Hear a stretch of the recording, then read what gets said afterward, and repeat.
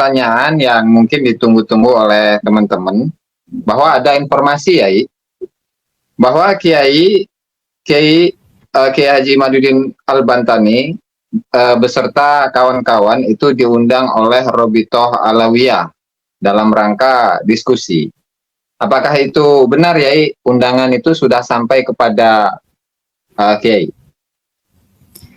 Ya, sebenarnya ini asalnya ada dari sebuah universitas mau mengundang saya dengan Mas Rumel, Universitas Islam Wali Songo, ingin mengadakan acara diskusi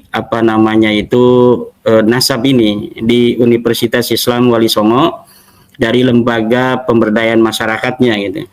LPPM apa itu istilahnya. Nah, udah menghubungi saya, nanti katanya dengan Mas Rumel. Saya siap. Kemudian ada informasi lagi bahwa Mas Rumel tidak siap. Tanggal 10 September kalau tidak salah. Tanggal 10 September saya diundang oleh Universitas Islam Negeri Wali Songo gitu. Dengan Mas Rumel. Saya siap. Oke, saya siap kata saya. Kemudian ada SMS lagi. Kiai, ternyata Mas Rumel tidak siap tanggal 10 September karena suatu hal. Katanya mau ke luar negeri, ya kan? Ya udah, kalau nggak mau kan berarti tidak bisa kita untuk berdiskusi dengan Mas Rumel. Tapi akhirnya sekarang saya mendapatkan undangan dari Rabita Alawiyah untuk diskusi bukan di Wali Songo itu, di Universitas Islam Negeri Wali Songo, tetapi di kantor Rabita Alawiyah sendiri, di kandang. Kalau memang mau berdebat dan berdiskusi dengan saya, sekalian aja jangan di Rabita Alawiyah, tetapi gunakan momentum di UIN Wali Songo itu. Tanggal 10 September, nanti mungkin Mas Rumel yang sudah dihubungi oleh pihak UIN itu bisa, dijadikan aja acaranya tanggal 10. Silakan di situ. Katanya kan ada tim-tim daripada Rabita Alawiyah yang siap untuk di Rabita Alawiyah itu. Ada Mas Rumel, ada Al-Mashhur, Idrus Al-Mashhur, ada Fikri Syahab, ada siapa lagi itu. Silahkan itu, bariskan saja, nggak usah banyak-banyak orang. Saya untuk masalah nasab dan sejarah cukup saya. Mungkin untuk tes DNA itu dibutuhkan Dokter Sugeng. Kalau dari pihak mereka silakan, mau 10, mau 20, baris saja itu di UIN Wali Songo, silakan bertanya atau saya yang akan menanyakan kepada mereka tentang suatu hal daripada proposisi saya. Saya akan menanyakan, mereka juga boleh bertanya semuanya. 20 orang bariskan, saya sendirian. Kemudian tentang tes DNA nanti akan Dokter Sugeng. Kenapa? Ya karena kalau misalnya itu di tempat yang tidak netral di Rabita Alawiyah itu belum apa-apa udah banyak yang SMS kepada saya, Gus Ajis, jangan datang kan. Assalamualaikum warahmatullahi wabarakatuh, sahabat Misbah Kisah yang dirahmati oleh Allah Subhanahu wa Ta'ala. Apa kabar semuanya? Semoga baik-baik saja dan semoga teman-teman diberi kesehatan, panjang umur, sehat selalu, dimudahkan segala urusannya. Amin amin ya robbal alamin. Pada kesempatan kali ini saya mau berbagi cerita atau jawaban dari Kiai Haji Imaduddin Usman atas undangan dari Robitoh Alawiyah. Jadi di sini Kiai Haji Imaduddin Usman menjawab tentang masalah undangan dari Robitoh Alawiyah untuk diskusi tertutup. Yuk, seperti apa jawaban Kiai Haji Imaduddin Usman? Langsung saja menuju ke videonya. Let's go. Assalamualaikum warahmatullahi wabarakatuh. Alhamdulillah wassalatu wassalamu ala Rasulillah. Alhamdulillah wassalatu wassalamu ala Rasulillah Muhammad ibn Abdullah wa ala alihi wa sahbihi wa mawala wala haula wala quwata illa billah, amma ba'du. Para hadirin, para pemirsa yang berbahagia dimanapun Anda berada, sahabat-sahabatku, saudara-saudaraku sebangsa dan setanah air, dari Sabang sampai Merauke, dari Miangas sampai Pulau Rote. Alhamdulillah, dalam kesempatan kali ini kita dibersamai lagi oleh Al-Mukarram wal Muhtaram Kiai Haji Imaduddin Usman Al-Bantani yang dalam kesempatan kali ini insya Allah beliau akan menjawab beberapa isu-isu yang beredar di masyarakat tentang polemik nasab Ba'alawi. Sebelumnya mari kita sapa terlebih dahulu. Assalamualaikum Yai. Waalaikumsalam Gus Haji, sehat. Alhamdulillah Yai sehat walafiat. Ini tanpa berlama-lama Yai, untuk mempersingkat waktu agar lebih langsung kepada titik poin yang akan kita diskusikan pada malam hari ini. Ada beberapa pertanyaan Yai dari beberapa netizen dan juga isu-isu yang beredar di masyarakat mengenai nasab Ba'alawi. Dan beberapa jam yang lalu itu saya menyimak ada salah satu channel Nabawi TV yang memposting satu videonya Aventador 007 ya. Bagaimana tanggapan Kiai untuk Aventador ini Yai? Baik Gus Haji, terima kasih. Assalamualaikum warahmatullahi wabarakatuh. Alhamdulillah salatan wassalaman ala rasulillah amma ba'du.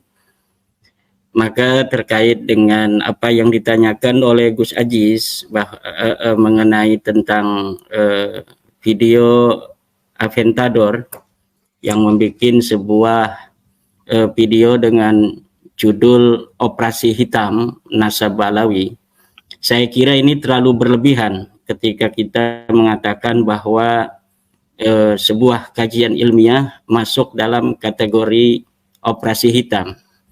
Sebenarnya masalah penelitian nasab Ba'alawi ini sangat sederhana. Ada orang yang mengaku keturunan Nabi Muhammad.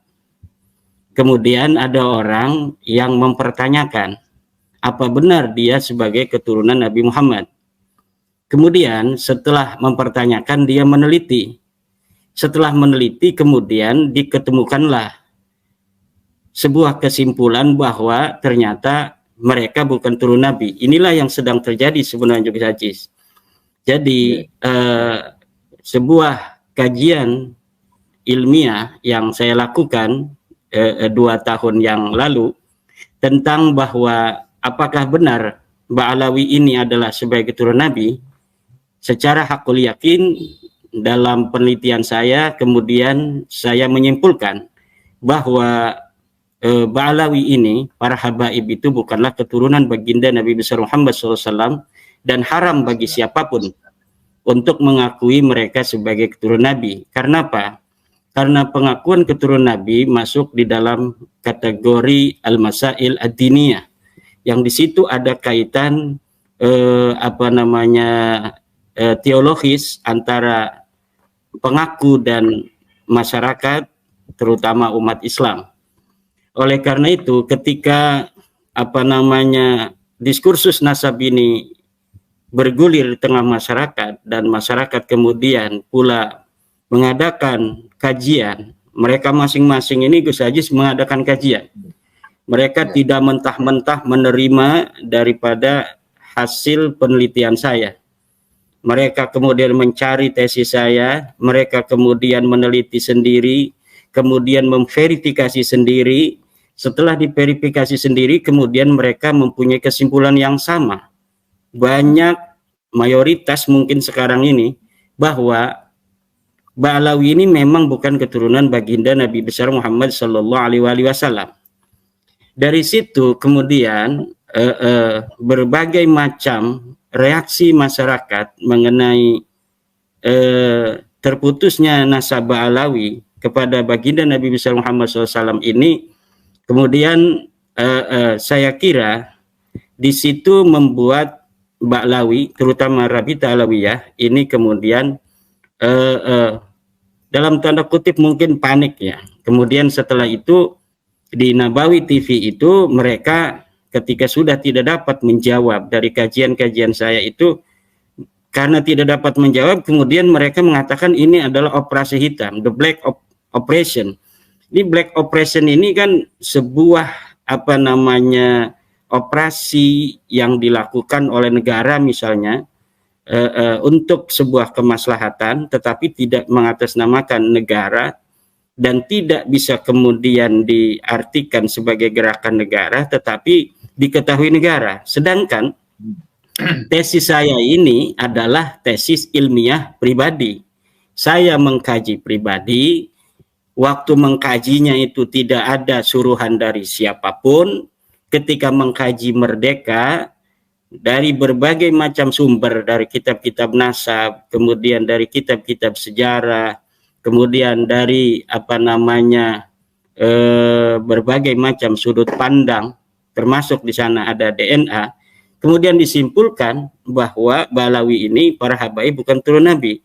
Jadi tidak ada kaitan dengan instansi manapun, termasuk negara, atau dari sebuah kepentingan politik, kepentingan sebuah konspirasi, tidak ada. Ini adalah murni kajian saya, dan pertama itu saya letakkan itu di web pondok pesantren saya, kemudian mendapat perhatian dari masyarakat, kemudian mengalir di tengah-tengah masyarakat karena mempunyai signifikan terhadap kepentingan mereka sebagai umat Islam juga. Karena apa yang kita bahas ini adalah mengenai pengakuan terhadap nasab kepada baginda Nabi besar Muhammad sallallahu alaihi wasallam.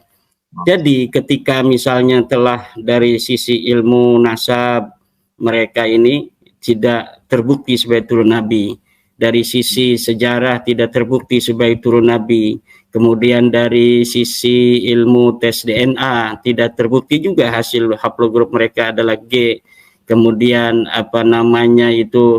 dari sisi akhlak banyak juga yang mengkaitkan itu. Lah, setelah itu mereka kemudian sekarang membuat framing bahwa ini operasi hitam. Mungkin operasi hitam itu lebih kita bisa arahkan Gus Haji sini kepada nasab Wali Songo. Ini ada operasi hitam nasab Wali Songo dari sebuah organisasi, tetapi organisasi itu tidak bisa langsung untuk kita kaitkan karena secara tulisan mereka perintah tidak ada, tetapi bergerilya mereka mengatakan Wali Songo itu sebagai Balawi. Ya kan? Tetapi ketua Rabitah Alawiyahnya Ustadz Taufik Segap itu kemarin, kalau bukan dari Rabitah, katanya kan kemarin, bahwa itu jangan dipercaya. Pembalawian kalau bukan dari Rabitah itu jangan dipercaya. Nah, ini ada operasi hitam, berarti di bawah itu diiklankan bahwa Wali Songo itu merupakan Balawi, tetapi kemudian Rabitah Alawiyahnya cuci tangan bahwa Wali Songo bukan Balawi. Ketika ada misalnya yang mengaku turun Wali Songo, kemudian tidak pula diakui, ya kan? Nah ini jadi ada di situ lebih cocoknya operasi hitam itu kepada nasab Wali Songo. Ya, tokoh-tokoh Wali Songo banyak dibalawikan, tetapi narasinya bahwa kalau itu bukan dari Rabitah Alawiyah, maka itu diabaikan, harus tidak dipercaya. Nah, coba kita lihat sekarang, misalnya ini kan masih ada saudara-saudara kita juga dari mereka yang mengaku keturunan daripada Wali Songo itu, yang masih mengakui sesuai dengan catatan mereka bahwa Wali Songo ke Ubedillah kan. Nah, ya, betul, ya. Berani tidak ke Wali Songo tuh, misalnya kepada yang kemarin jadi panitia debat di Kesultanan Banten, itu kan mereka masih mengakui, di antara mereka ada yang masih mengakui bahwa mereka nasabnya ke Ubedillah. Coba satu aja diberikan contoh mereka diisbat gitu oleh Rabitah Alawiyah. Kalau misalnya itu mereka konsisten. Kalau mereka konsisten bahwa Balawi itu bahwa Wali Songo itu adalah Balawi, maka mereka harus konsisten. Satu orang misalnya tuh dari panitia debat atau panitia ziarah di Banten itu kan ada yang dari saudara-saudara kita. Coba diisbat oleh Rabitah Alawiyah agar itu tidak masuk dalam operasi hitam itu, the black operation gitu kan. Nah, itu yang bisa kita tanggapi daripada pernyataan Aventador 007. Kalau Saras kan 008. kalau ini 007 James Bond, ya kan, bahwa tidak benar operasi hitam yang dituduhkan kepada kajian ilmiah, kajian berdasarkan kitab-kitab turos, kajian berdasarkan para ulama-ulama di pesantren-pesantren. Ini para ulama-ulama ini perlu diketahui, dari mulai Banyuwangi sampai Banten ini sekarang sudah mereka mengkaji tentang kajian nasab Alawi ini, dan mereka banyak yang bikin video kepada saya, dikirimkan tentang harapan mereka agar saya datang ke kota-kota mereka, ke kabupaten mereka, dan bahkan banyak yang sudah membuat pernyataan bahwa mereka sudah hakul yakin bahwa Ba'alawi ini bukan cucu Nabi, seperti yang kita bisa lihat dari beberapa channel-channel YouTube yang bertebaran di media sosial, bahwa kiai-kiai sudah meyakini itu bukan hanya berdasarkan taklid kepada saya, Gus Ajis, bukan, karena mereka itu pinter-pinter. Ya, mereka mengkaji, mereka banyaknya awal tidak percaya, kaget lah, bukan tidak percaya, kaget, iya gitu, yang selama ini dianggap sebagai cucu Nabi ternyata bukan. Oleh karena itu, maka saya menyayangkan sebuah statement dari Aventador 007 ini yang mengatakan bahwa ini operasi hitam. Ini operasi putih. Al-ilmu nurun. Ilmu adalah cahaya. Cahaya itu tidak hitam. Kalau hitam tidak bercahaya. Tapi ini bercahaya, diawali dari cahaya, untuk cahaya, diterima oleh cahaya. Penelitian ilmiah ini adalah cahaya, dari cahaya, untuk cahaya, diterima oleh cahaya. Demikian, Gus Ajis. Ya, terima kasih ya atas jawabannya kepada statement yang disampaikan oleh Aventador bahwa habaib dalam operasi hitam. Jadi tidak sesuai ya Kiai ya dengan apa yang ada operasi ini, operasi putih, operasi untuk kemuliaan semuanya, termasuk kemuliaan para habaib sendiri sebagai manusia yang mereka juga mempunyai kewajiban untuk senantiasa berada pada jalan yang benar. Seperti kita semua harus berada pada jalan yang benar, maka mereka klan Ba'alawi ini juga harus berada jalan yang benar. Mana jalan yang benar? Siratal mustaqim, siratal ladzina an'amta 'alaihim ghairil maghdubi 'alaihim waladdallin. Yaitu jalan Islam. Jalan Islam itu adalah jalan para nabi, jalan para siddiqin, jalan para ulama aulia. Jalan mereka adalah jalan dalil. Makanya Al-Quran itu diturunkan oleh Allah kepada Nabi Muhammad untuk menjadi dalil, kan? Mana dalilnya? Ini dalilnya. Semua harus ada dalilnya. Mana kamu, wahai Muhammad, mengaku sebagai Nabi? Mana dalilnya? Ini mukjizat. Ini Al-Quran, gitu. Nah, sekarang ada orang mengaku sebagai turun Nabi Ba'alawi. Mana dalilnya? Nah, ini kan agama ini. Ini adalah aturan atau gaya main dari agama, itu adalah dalil itu saja. Terima kasih. Siap, ya.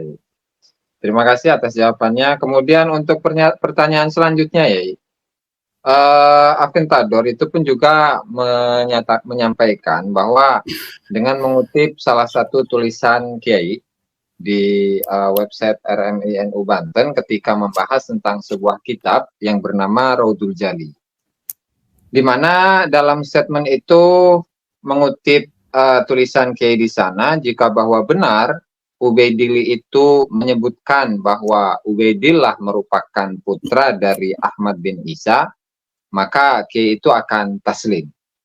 Itu bagaimana tanggapan Kiai mengenai statement tersebut, Kiai? Ya, memang karena saya yakin bahwa tidak ada itu kitab-kitab abad yang ke-5, ke-6, ke-7, ke-8 itu yang menyatakan bahwa nasab daripada Ubaid ini ada di kitab-kitab, maka saya berani mengatakan kalau ada saya taslim.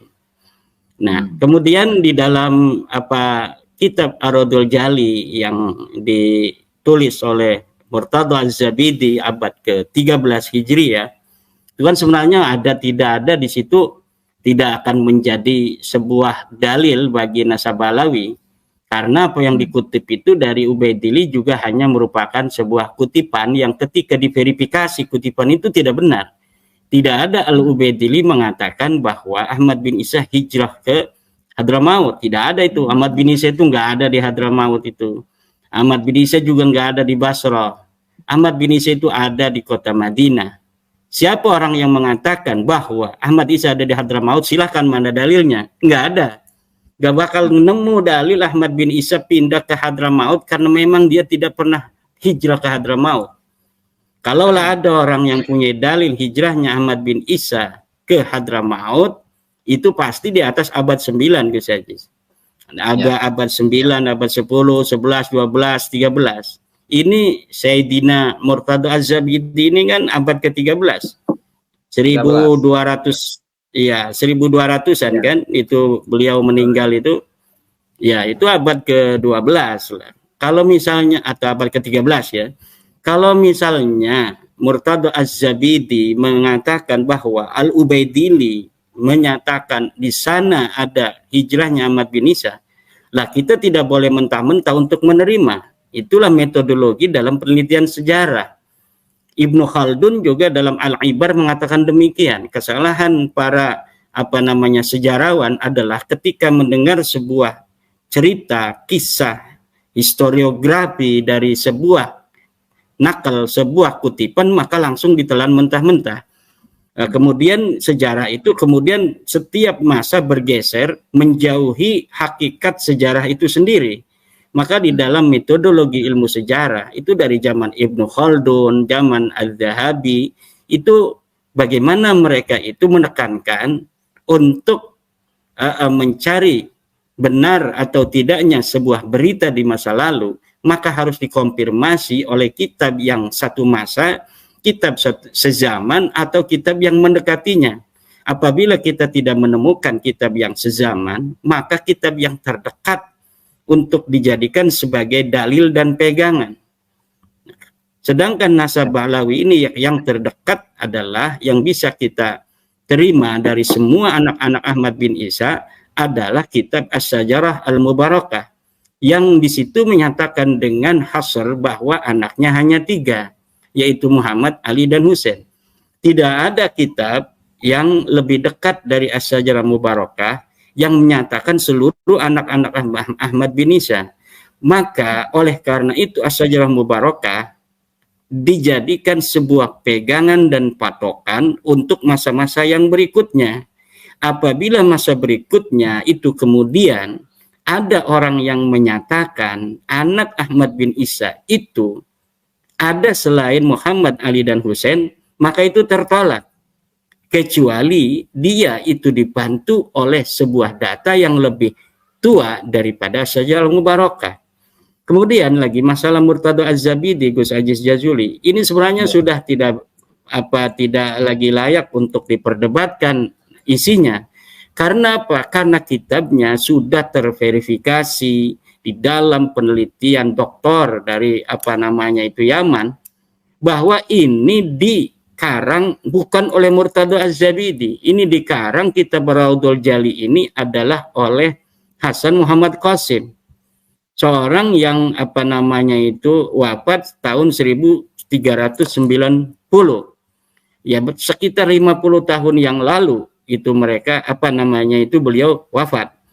Oleh karena itu, ketika ini sudah terverifikasi ditulis oleh Hasan Muhammad Qasim dari sebuah manuskrip yang tidak bisa dibuktikan, ini menandakan bahwa memang dia yang merekayasa, yang memaudhu daripada kitab Ar-Raudhul Jali. Dan sebuah kesimpulan bahwa dia ini adalah orang yang memalsukan manuskrip itu dikuatkan oleh bahwa dia selain menulis tentang kitab Ar-Raudhul Jali ini, juga menulis kitab Az-Zainabat itu yang telah terbukti juga palsu. Ya, jadi bukan hanya satu kali kejadian insidennya, 2 kali Hasan Muhammad Qasim ini membuat manuskrip palsu. Ya, jadi Murtado Az-Zabidi sudah tidak bisa lagi kitab Ardul Jali ini dijadikan pegangan, apalagi walaupun Murtado Az-Zabidi ini adalah ulama besar, ya kan, juga sebagai seorang muhaddisin.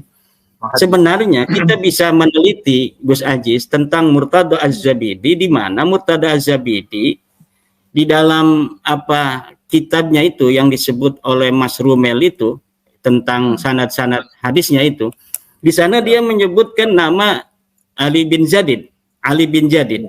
Nah, di dalam dia menyebut Ali bin Jadid, dia tidak menyatakan bahwa Ali bin Jadid ini saudara daripada keluarga Abdurrahman Segaf.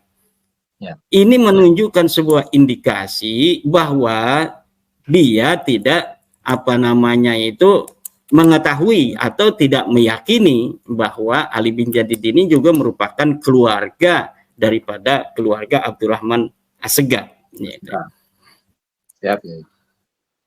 Mungkin untuk pertanyaan berikutnya itu mengenai tes DNA ya. Jadi saya menyimak dari statement yang disampaikan oleh Aventador itu bahwa untuk J1 sebagai haplogrup dari keturunan Rasulullah Shallallahu Alaihi Wasallam itu ditolak secara mentah-mentah. Kurang lebih kesimpulannya seperti itu yang dipaparkan oleh Aventador itu.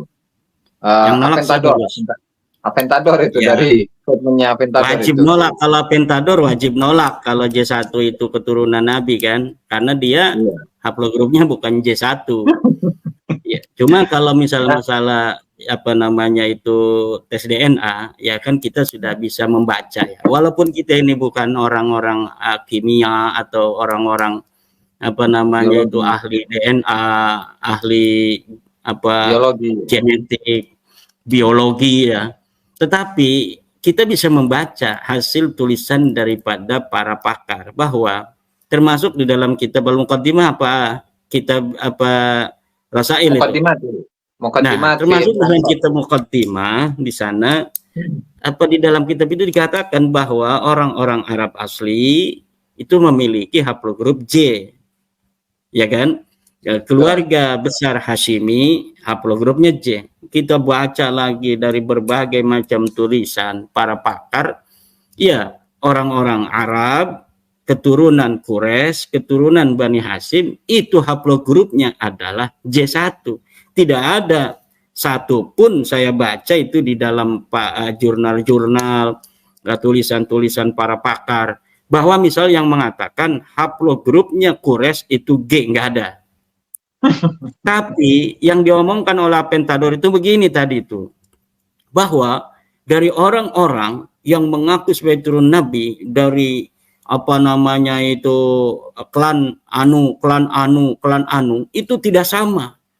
Ada yang J1, ada yang G, ada yang R, ada yang E. Iya benar, karena tidak semua orang yang mengaku turun Nabi itu benar sahih turun Nabi.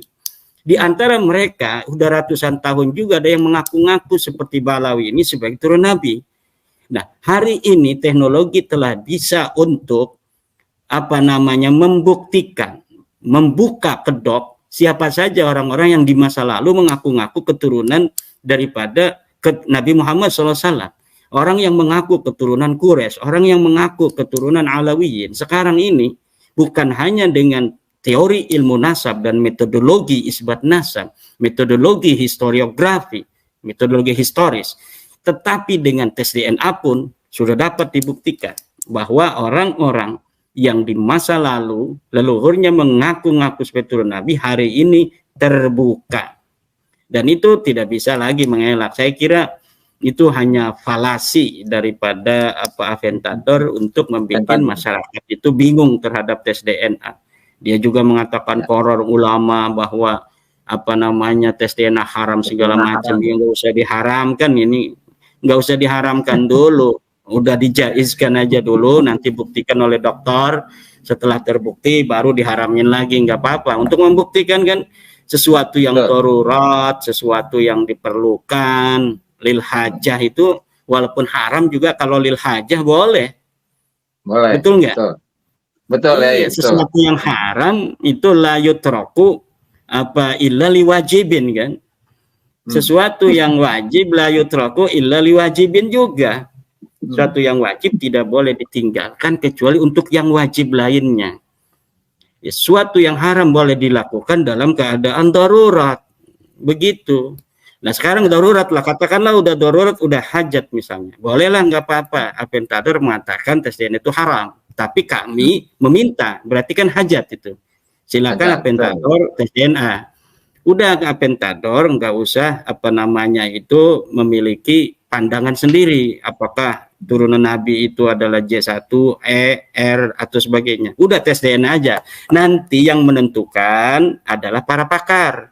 Silakan dikumpulkan para pakar DNA dari Saudi, dari Yordan, dari Maroko, Amerika, Inggris, Indonesia, Dr. Sugeng Pondang Sugiarto. Baru nanti kita lihat aja, diam aja. Kita pentador diam, nanti lihat hasilnya apa yang diomongkan oleh para pakar itu. Demikian aja, simple sebenarnya. Siap. Gitu, Gus. Terima kasih ya atas jawabannya. Nah, kemudian untuk pertanyaan berikutnya Yai, yaitu bagaimana tanggapan Yai tentang video terakhir dari Gus Rumel Abbas itu mengenai sanadnya Ali bin Jadid yang dikonfirmasi dalam sebuah kitab Sabat, begitu juga dengan Said Muhammad Murtada Az-Zabidi yang dalam sanadnya silsilah Al-Husainiyin kalau tidak salah, yang di sana menyebutkan silsilah sanadnya bin Jadid, Ali bin Muhammad bin Jadid.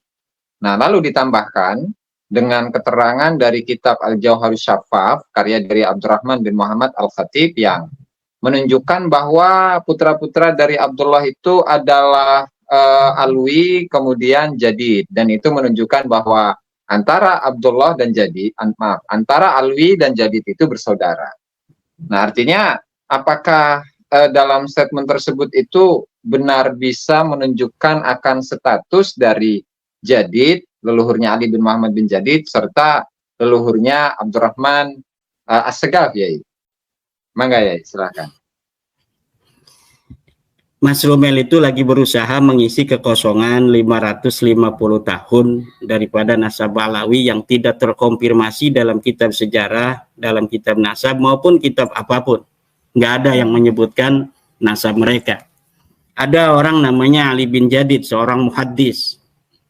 Ini nasab dia ini yang dicangkok. Nah, ketika ada ditemukan sanad Ali bin Jadid, dijadikan sebagai sebuah dalil nasab Alawi, ini tidak bisa. Mas Rumel harus mencari dulu sebuah kitab yang menyatakan bahwa Jadid itu kakak daripada Alwi. Tidak ada. Karena Ali bin Jadid ini bukan siapa-siapa Ba'lawi, bukan. Dia adalah orang yang pada abad 9 diakui sebagai bagian keluarga Ba'lawi. Orangnya ada di abad ke-6, wafat di abad ke-7, 620 Hijriah. Ditulis oleh As-Suluk 732 Hijriah. Dibaca oleh Ali As-Sakron dan keluarga di abad ke-9, 895 Hijriah. Kemudian dianggap dia itu sebagai keluarga mereka. Jadi Ali bin Jadid ini bukan keluarga Ba'lawi. Jadidnya bukan adik dari Alwi. Tidak ada kaitan apa-apa antara Ali bin Jadid dengan Abdurrahman As-Segaf, keluarganya. Seperti tidak ada pula kaitan antara Jadid dan Alwi. Jadid ini adalah seorang ulama hadis. Begitu aja, dikenal oleh orang sana sebagai Alu Abi Alwi, bukan Ba'lawi. Alu Abi Alwi. Alu Abu Alwi ini dikonfirmasi oleh kitab-kitab abad ke-5 sebagai orang-orang Yaman asli, bukan keturunan baginda Nabi besar Muhammad sallallahu alaihi wasallam. Adapun apa yang dinyatakan oleh As-Suluk dalam salah satu manuskripnya yang menyatakan dia keturunan daripada Abdullah bin Ahmad bin Isa, itu saya kira salah informasi As-Suluk saja. Lalu orang-orang setelah As-Suluk seperti Al-Ataya As-Saniyah, kemudian apa namanya itu lagi As-Surji, Al-Khajraji itu mengutip daripada kitab As-Suluk yang salah informasi ini, karena ini sama sekali tidak ada sebuah kitab nasab yang menyatakan Ali bin Jadid ini sebagai anak atau jadidnya ini kakeknya sebagai anak Ahmad bin Isa, tidak ada kecuali dalam As-Suluk itu. Tidak ada pula yang menyatakan Jadid sebagai anak Ahmad, tidak ada pula yang menyatakan Jadid sebagai anak Abdullah kemudian anak Ahmad. Kan di dalam As-Suluk itu ada dua versi, Gus. Pertama, Jadid langsung bin Ahmad bin Isa, itu manuskrip dari Paris 820-an. Kemudian ada yang menyatakan Jadid bin Abdullah baru bin Ahmad, itu manuskrip tahun 870. Nah, dari dua versi manuskrip ini semuanya tertolak. Karena apa? Karena Ahmad bin Isa tidak punya anak namanya Abdullah. Maka walaupun misal ini, tapi nggak mungkin ditemukan keterkaitan antara Alwi kepada Jadid, maka nasab Jadid ini tetap tertolak. Karena apa? Karena berbenturan dengan kitab As-Syajarah Al-Mubarakah di abad ke-6, di mana sebuah kitab atau sebuah keterangan, apalagi hanya kitab biografi, kitab-kitab sejarah seperti As-Suluk itu, yang dimana di dalam teori ilmu nasab itu kitab yang bisa dijadikan pegangan dalam isbatun nasab adalah kitab-kitab nasab, kitab yang ditulis untuk pengisbatan nasab. Sedangkan kitab sejarah, kitab tasawuf itu tidak bisa untuk menetapkan nasab, seandainya pun ada. Dan ini sama sekali tidak ada. Tidak ada keterangan ulama yang menyatakan bahwa Ahmad punya anak namanya Abdullah, apalagi Ubaid, karena Ubaid itu hanya muncul di abad 9, guys.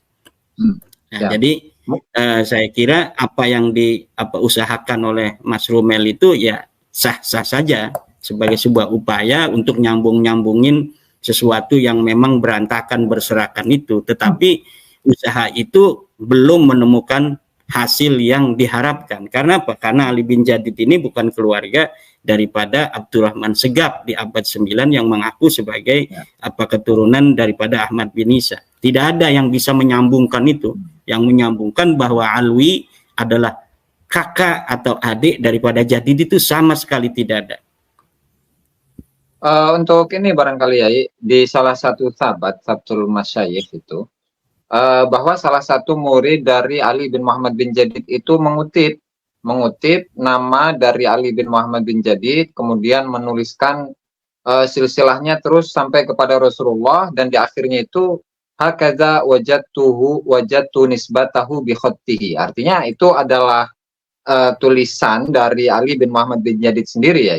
Bagaimana itu ya? Apakah itu namanya tulisan itu namanya sebuah berita, Gus. Sebuah berita. Kan Mas Romel mengatakan itu kan, bahwa Murtado Az-Zabidi menulis, Murtado Az-Zabidi yang ada di abad 12-13 itu menulis bahwa dia silsilahnya sampai Ali bin Jadid, ya kan? Lah itu berarti itu data abad ke-13. Tidak bisa dikatakan itu data abad ke-5, ke-4, tidak bisa. Itu abad ke-13 di mana naskah itu ditulis. Mengenai benar ataukah tidak teks yang ada di sana itu harus diverifikasi, dan diverifikasinya sudah jelas bahwa mereka itu bukan keturunan Nabi, tertolak oleh kitab As-Syajarah Al-Mubarakah. Jadi sanad itu bisa dipalsukan, Gus. Ya. Sanad itu bisa dipalsukan. Sebuah teks tidak boleh telan mentah-mentah oleh kita yang hidup di hari ini. Sebuah teks itu adalah sebuah berita, yang sebuah berita itu mahtamala sidqa wal kadhiba, yang bisa benar bisa juga salah. Bagaimana untuk mengetahui apakah dia benar ataukah salah? Tidak ada lagi, harus kita verifikasi. Bagaimana cara memverifikasinya? Atribusi tahun yang disebutkan dalam klaim itu harus kita periksa. Dengan apa caranya? Dengan studi intertekstualitas, yaitu memukobalahkan antara satu berita, satu sumber dengan sumber yang lainnya. Atau sering juga disebut oleh para peneliti dengan istilah studi konteks. Nah, ini dengan studi teks kita bisa menemukan sebuah kepalsuan dari teks itu sendiri. Dengan studi intertekstualitas kita bisa menemukan kepalsuan sebuah berita berdasarkan muqabalah dengan kitab yang lainnya. Kemudian dari sisi filolog, bahwa sebuah sumber yang diatribusikan tahun tertentu itu bisa untuk diteliti kevalidannya, apakah betul media dari sumber itu sesuai dengan tahun yang diatribusikan. Jadi semuanya sudah ada instrumennya untuk mengetahui apakah sebuah sumber, sebuah berita itu benar ataukah tidak, apakah valid atau invalid, guys. Siap ya, terima kasih. Kemudian untuk pertanyaan berikutnya ya, beberapa minggu yang lalu kita menyimak dari tulisannya Lora Ismail tentang chatnya Lora Ismail kepada Syekh Khalil bin Ibrahim Az-Zabidi yang menuliskan kitab Muqaddimat fi Ilmil Ansab. Kemudian dijawab di sana bahwa nasabnya Ba'alawi itu lebih masyhur daripada nasab-nasab yang lain. Sehingga itu menunjukkan bahwa nasabnya adalah nasab Ba'alawi adalah nasab yang sahih. Serta ditambahkan dengan beberapa statement-statement dari para ahli nasab, misalkan Mahdi Rojai, Ibrahim bin Mansur, ada juga statement dari Syekh Ali Jum'ah dan lain sebagainya yang menunjukkan bahwa nasabnya Ba'alawi itu adalah nasab yang sabitun bil ijma'. Begitu kurang lebihnya. Bagaimana tanggapan Kiai mengenai hal tersebut? Ya, sabitun bil ijma, ainal ijma. Ijma'nya mana? Ijma itu sebuah klaim. Itu namanya iddi'aul ijma atau da'watul ijma, atau disebut juga da'wal ijma. Ya, da'wal ijma itu perlu pembuktian. Kapan terjadinya ijma itu? Ijma'nya siapa saja yang dimaksud oleh ijma? Apakah ijma dalam suatu masa atau ijma seluruh masa? Nah, setelah ditelusuri, ya, orang yang mengatakan ijma itu, ya pertama Ali As-Sakran juga. Apakah Gus Ajis?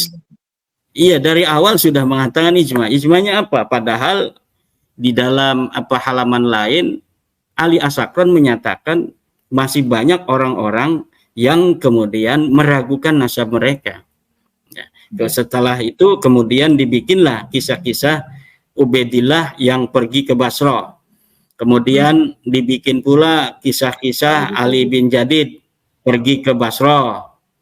Ya, ini sebenarnya yang pergi ke Basra ini Ubaidillah apa Ali bin Jadid? Apa semuanya pergi semua gitu kan?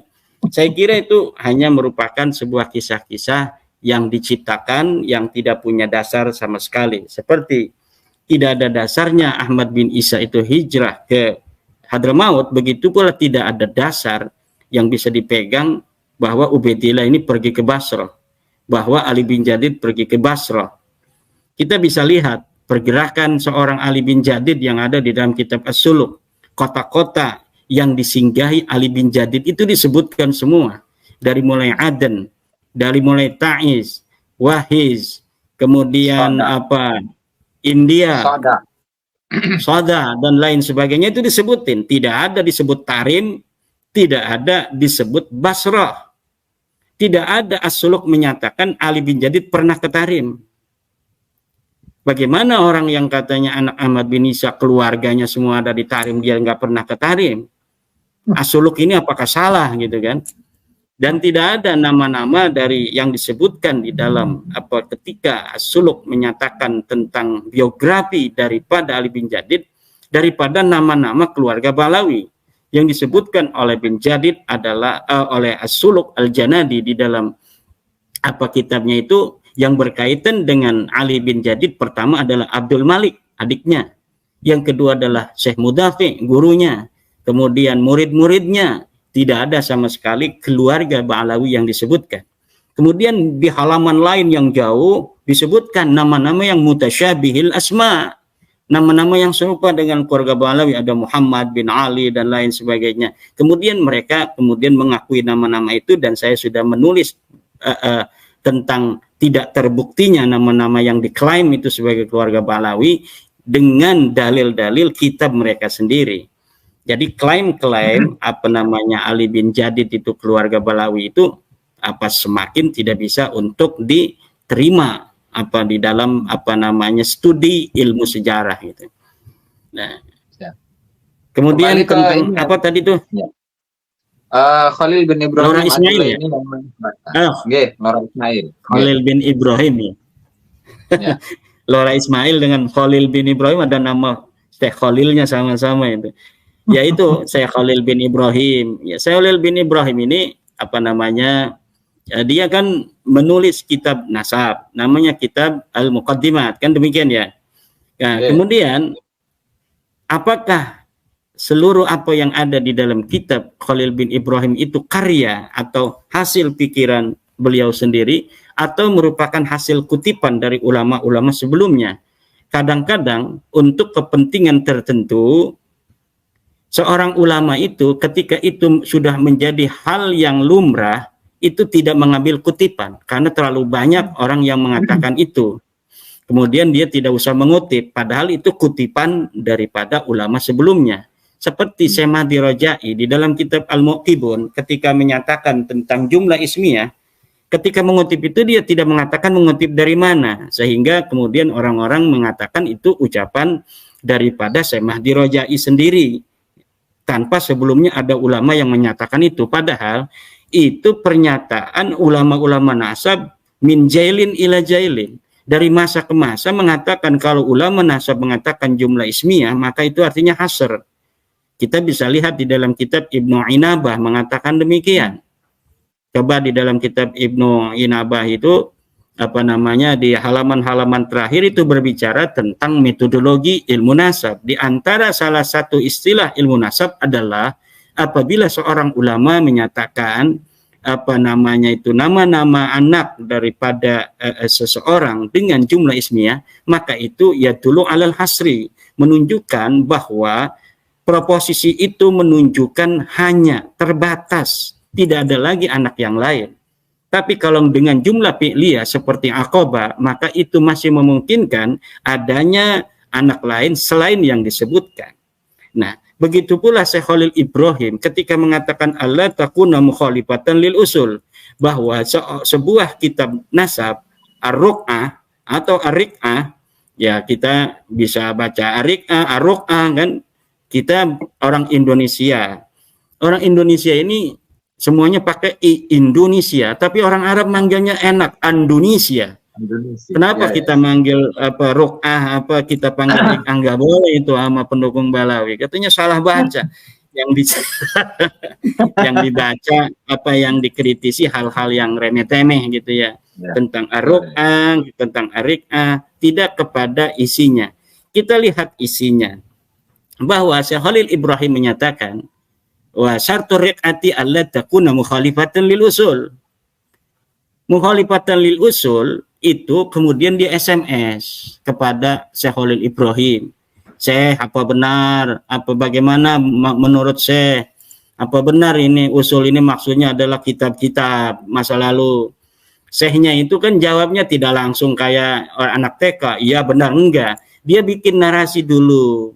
Itu yang dimaksud adalah nasab-nasab katanya yang sudah diakui. Ya nasab yang diakui dari mana kita mengetahui? Dari kitab. Itu namanya min dzikri al-madrub wa iradati dzarab majazan mursalan min itlaqil madrub wa iradati dzarab. Itu harus dimengerti. Bagaimana cara mengertinya di bawahnya itu dari SMS Khalil bin Ibrahim seperti jika ada kitab sekarang berbeda, itu kan sudah jelas. Jadi apa yang ada di atas itu bukan merupakan jawaban inti.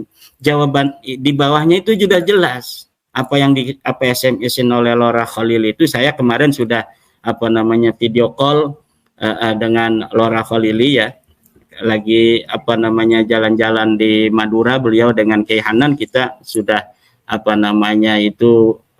ngobrol-ngobrol sedikit tentang masalah nasab Wali Songo juga nasab Balawi.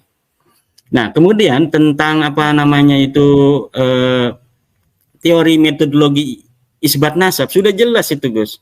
Dari metodologi isbat nasab yang sudah tunjukkan sajikan oleh para ahli nasab, terutama di sini Khalil Ibrahim. Pertama harus surah istifadah, kitab, kemudian surah istifadah, iqrar, syahadah, qiyafah, ada apa lagi tuh? Qur'ah ya. Al-bahsul ilmi gitu.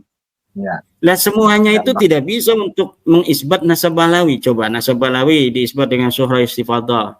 Surah istifadah harus ada yang namanya itu surah istifadah itu tidak boleh bertentangan dengan bayinah, tidak boleh bertentangan dengan kitab-kitab nasab. Sedangkan surah istifadahnya balawi hari ini itu bertentangan dengan kitab-kitab nasab. Kemudian metodologi isbat nasab dengan syahadah. Itu syahadah itu untuk orang yang di hari ini. Betul tidak? Itu namanya istrinya Gus Ajis itu adalah anak daripada Kiai Yusuf Mubarak. Ada saksinya 2. Betul berarti kan?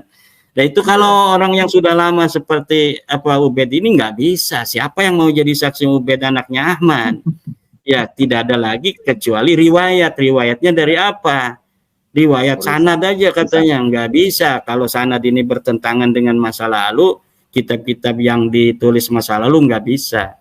Nah sementara kitab abad ke-6 sudah mengatakan anaknya cuma 3. Berarti ini bertentangan. Sudah nggak bisa tuh lagi dengan syahadah kan.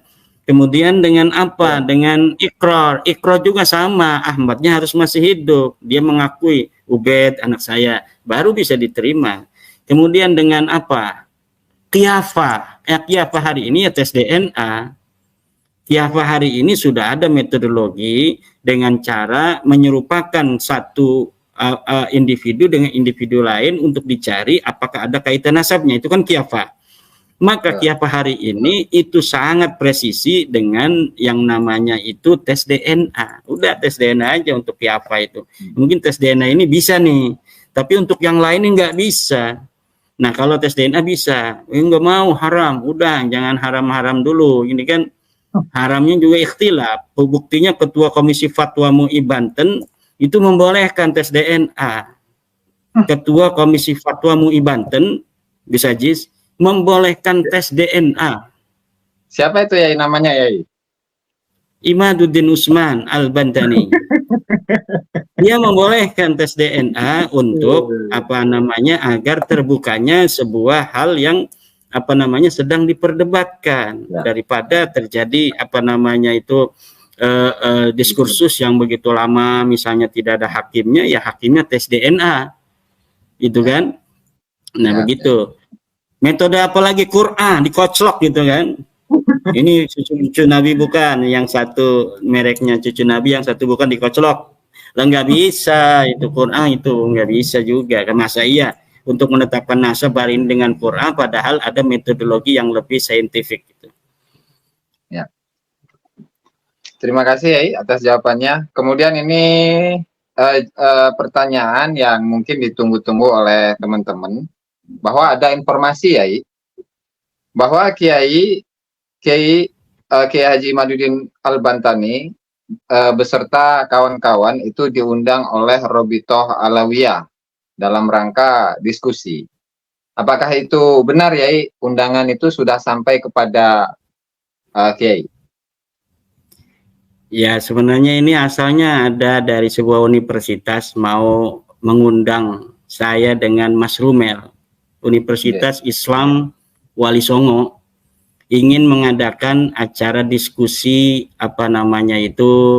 nasab ini di Universitas Islam Wali Songo dari lembaga pemberdayaan masyarakatnya gitu. LPPM apa itu istilahnya. Nah, udah menghubungi saya, nanti katanya dengan Mas Rumel. Saya siap.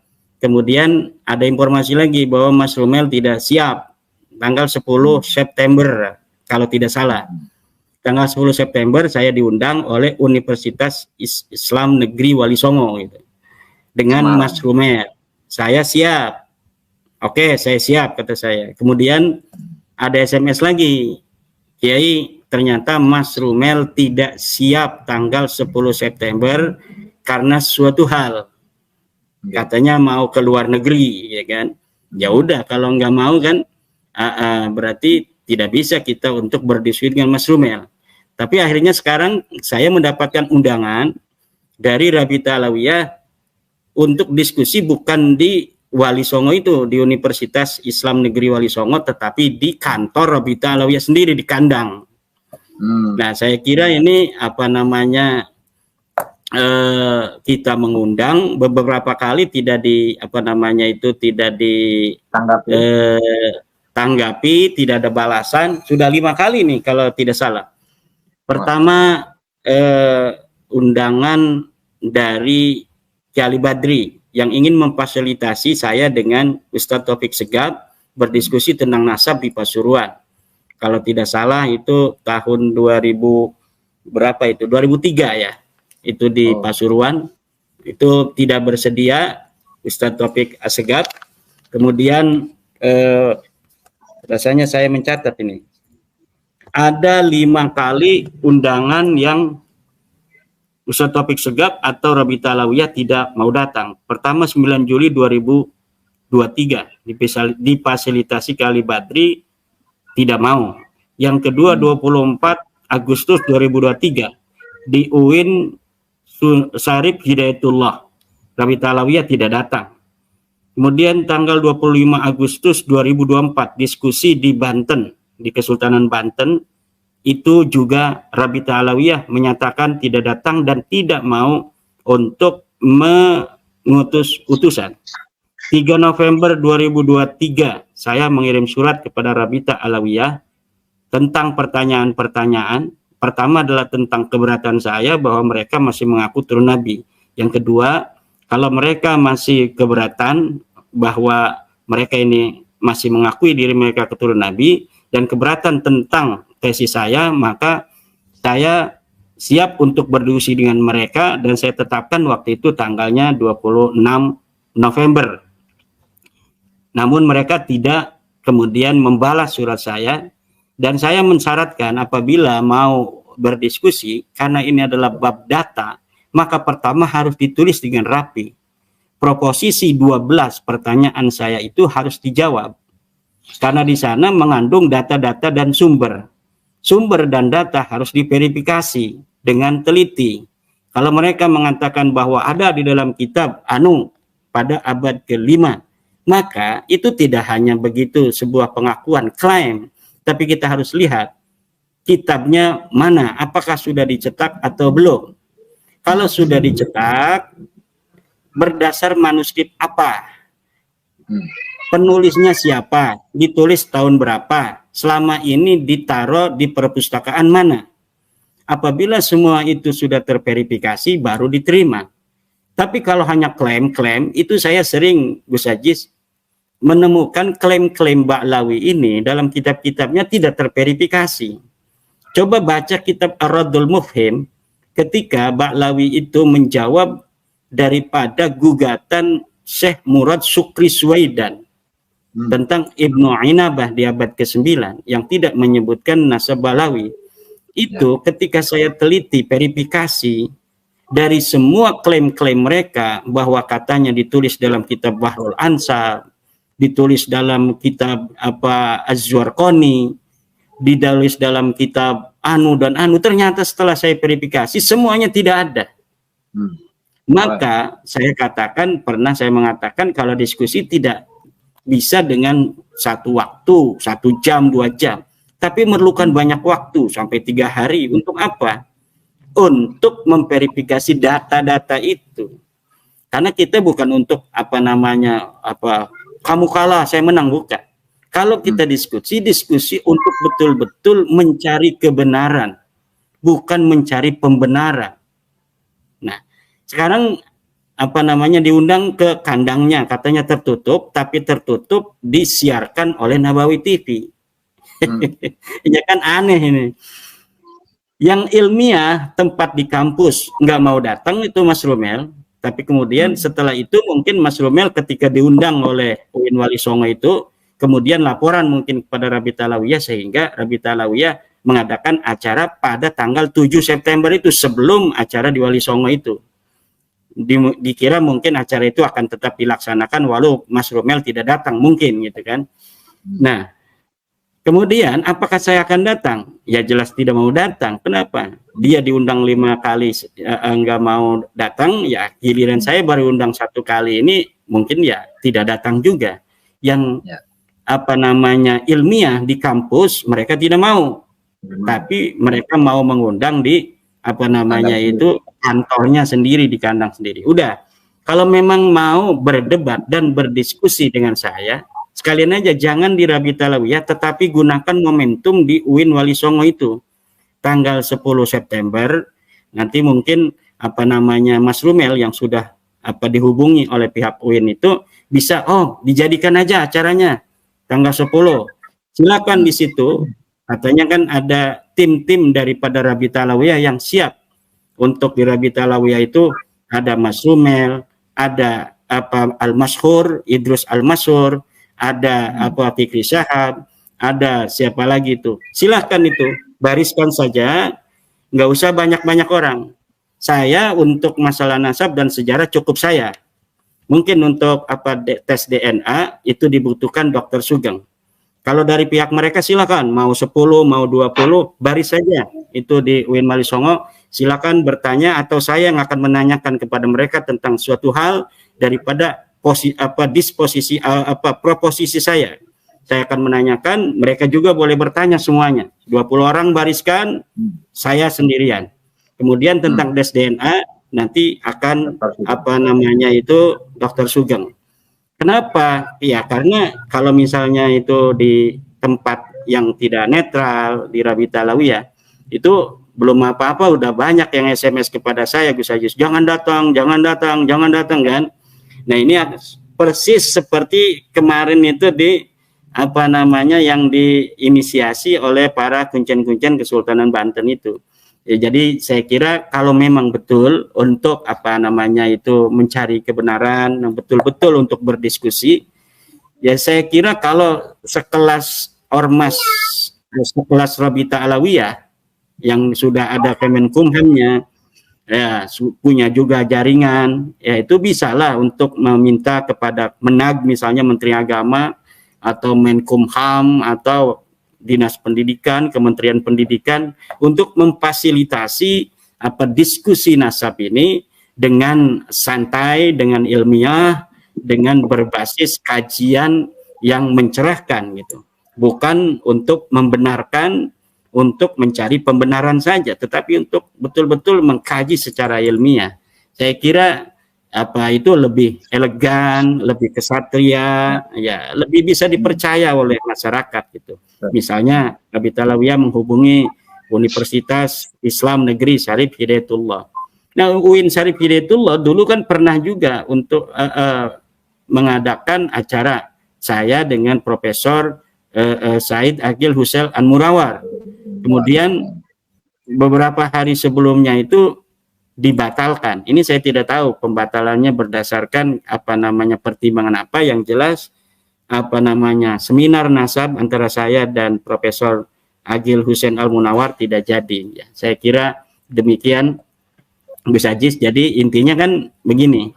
Intinya kalau memang mau untuk apa namanya menggali, menjawab tesis-tesis saya itu bisa di tempat yang netral, bisa di tempat yang ilmiah, yaitu di kampus. Silakan. Kebetulan itu dari UIN Wali Songo di lembaga pemberdayaan masyarakatnya itu ingin mengadakan acara itu, dan Mas Romel itu sudah diundang tapi dia tidak bersedia karena katanya mau keluar negeri tanggal 10 September. Nah, itu dijadikan aja. Kalau dia itu tanggal 7 September ada di Jakarta kan berarti kayaknya belum pergi ke luar negeri tanggal 10 itu. Itu bisa diadakan di UIN Wali Songo aja. Insya Allah saya akan datang, kita bisa diskusi. Silakan banyak orang dari pihak mereka. Nanti kita sendirian akan apa namanya menjawab daripada pertanyaan-pertanyaan mereka, dan nanti saya akan balik bertanya kepada mereka tentang sumber-sumber yang mereka punya tentang nasab mereka. Ya, saya kira itu akan lebih elegan dan akan lebih bermartabat. Demikian. Siap, terima kasih Yai. Dan saya rasa itu adalah pertanyaan-pertanyaan yang dapat saya sampaikan dalam kesempatan kali ini, karena sudah 1 jam juga ya. Nah, sebelum kita tutup, barangkali ada closing statement dari Kiai. Mangga silahkan. Ya. Terima kasih kepada Gus Aziz pada malam hari ini. Mari kita jaga persatuan dan kesatuan bangsa. Perbedaan di dalam menyikapi keterputusan nasab Balawi ini tidak perlu serius-serius ditanggapi, karena memang ini adalah hanya masalah kajian ilmiah. Kajian ilmiah ditanggapi dengan ilmiah dan biarkan masyarakat kemudian memiliki pilihan terhadap pemahaman yang mereka yakini. Jangan sampai misalnya ada kata-kata ketika ada orang yang sudah memahami bahwa nasab Ba'alawi ini bukanlah turun Nabi, kemudian di framing macam-macam yang tidak bermartabat. Saya kira demikian Gus Aziz, dan perlu diingat bahwa walaupun Ba'alawi ini bukanlah keturunan Nabi, kita akan tetap menganggap mereka sebagai bagian dari bangsa Indonesia ini. Terima kasih, Gus Aziz. Sama-sama. Terima kasih, Yai. Terima kasih kembali. Dan teman-teman, itulah ngobrol santai antara saya dengan Al-Mukarram Kiai Haji Imaduddin Usman Al-Bantani. Mudah-mudahan memberikan pencerahan untuk kita semua. Dan saya ucapkan terima kasih yang sebesar-besarnya kepada Kiai Haji Imaduddin Usman Al-Bantani. Dan itu saja yang dapat saya sampaikan. Wallahu al-muwaffiq ila aqwamit thoriq. Wassalamualaikum warahmatullahi wabarakatuh. Waalaikumsalam warahmatullahi wabarakatuh. Ya, terima kasih. Jadi itu ya teman-teman, jawaban dari Kiai Haji Imaduddin Usman Al-Bantani sangat tegas sekali bahwasanya Kiai Haji Imaduddin Usman Al-Bantani tidak mau menghadiri undangan diskusi yang dilayangkan oleh Rabithah Alawiyah terhadap Kiai Haji Imaduddin Usman Al-Bantani dan kawan-kawan ya, termasuk Dr. Sugeng, Manahem Ali, Haji Romerama yang diundang ya. Jadi dan banyak lagi yang diundang. Jadi teman-teman itu tidak mau menghadiri karena di situ tempatnya tidak netral. Seandainya sama-sama mau berdebat, Kiai Haji Imaduddin Usman menantang untuk berdebat di tempat yang netral seperti di kampus Wali Songo ya. Jadi pada tanggal 10 September dia mengundang untuk diskusi di kampus Wali Songo ya. Apakah dari Rabithah mau apa tidak ya? Karena apa? Dari pihak Kiai Haji Imaduddin Usman sudah 5 kali mengundang, dari pihak Rabithah satu pun tidak pernah ditepati, dan sekarang Rabithah mengundang yang pertama kalinya, maka yang jelas tidak mau datang dengan alasan karena tempatnya kurang netral, bukannya ngeles ya seperti apa yang diisukan bahwa tidak kedatangannya Kiai Haji Imaduddin itu ngeles katanya ya. Jadi disarankan dari teman-teman semuanya bahwasanya Kiai Haji Imaduddin tidak perlu datang, dan ini jawaban dari Kiai Haji Imaduddin bersama Gus Aziz Yazuli dalam podcastnya menyatakan dengan tegas beliau atau Kiai Haji Imaduddin tidak mau menghadiri undangan diskusi tertutup dari Rabithah, karena undangan diskusinya itu hanya 1,5 jam kira-kira seperti itu, dan undangan dan diskusinya itu tertutup. Kalau kemauannya Kiai Haji Imaduddin Usman itu tidak mau diskusi tertutup, maunya yang terbuka, yang disaksikan oleh orang-orang banyak, itu maunya Kiai Haji Imaduddin Usman, maunya debat atau diskusi terbuka, bukan yang tertutup gitu ya, penjelasan dari Kiai Haji Imaduddin Usman Al-Bantani. Oke, terima kasih buat teman-teman semua. Semoga video ini bermanfaat dan bisa diambil hikmahnya. Dan apabila video ini berkenan, silakan teman-teman bisa tonton video-video berikutnya. Dan apabila tidak berkenan, silakan diabaikan. Mohon maaf buat semuanya. Dan apabila teman-teman mempunyai kritik dan saran, teman-teman bisa tulis di kolom komentar. Terima kasih, sampai jumpa di video selanjutnya. Wassalamualaikum warahmatullahi wabarakatuh.